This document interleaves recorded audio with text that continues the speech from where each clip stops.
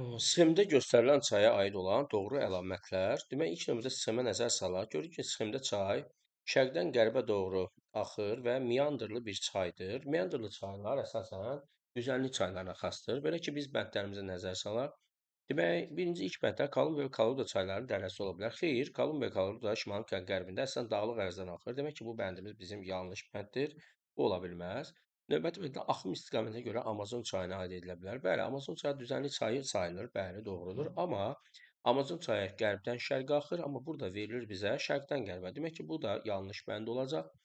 Meyli az olan çaydır. Düzənlik ərazidən axır. Bəli, bu bənd tamamilə bizim istədiyimiz, bizə lazım olan doğru bənddir.